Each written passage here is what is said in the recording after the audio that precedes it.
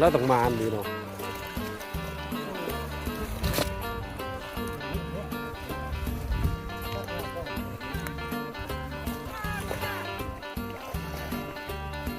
นี่เหรอตัวน้อย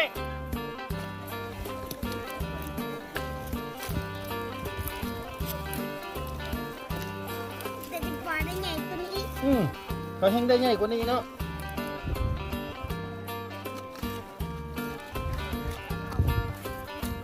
ฮะ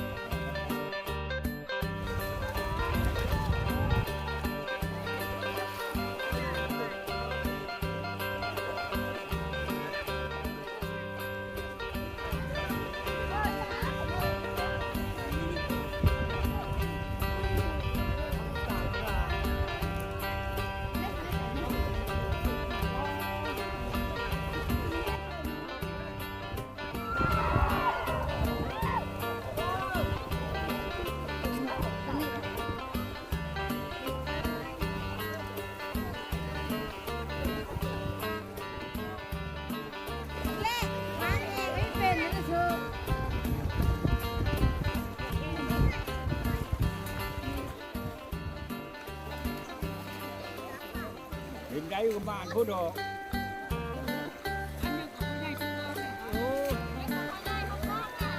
พูดไปให้เลยนะยันไปที่โรงพยาบาลเพื่อนน่ะนอนแล้วแง่อยู่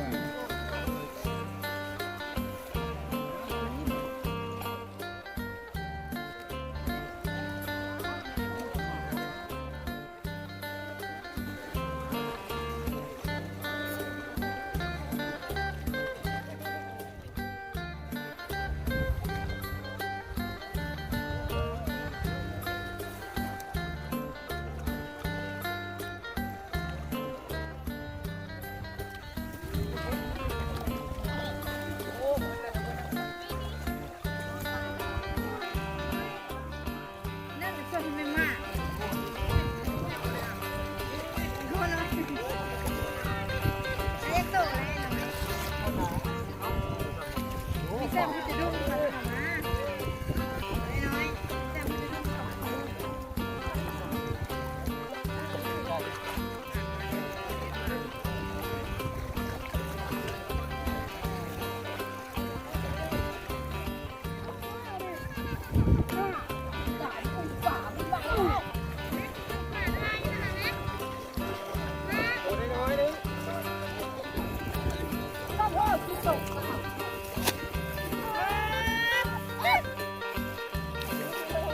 ลูกเจ้า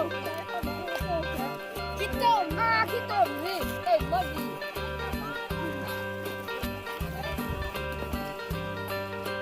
วันเขาไม่ได้ป่ะย่ามันหลังขึ้นบุกเลย คิดเจ้า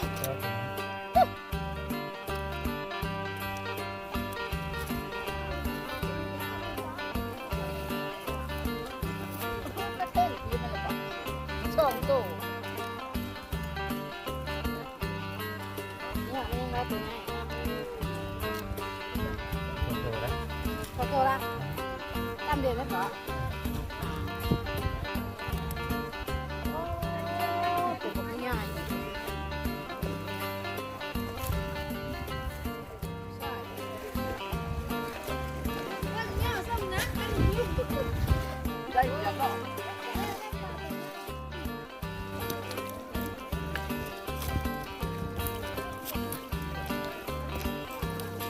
ได้ไงตัวนี้เขาแห้งได้ใหญ่กว่านี้เนาะ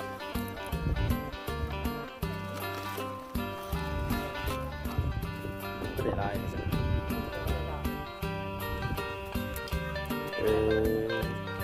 มันไม่ได้ปลาขาวมันไม่ได้ติ่งซ้ำได้ตัวง่ายตัวคนไทย อือฮึ เ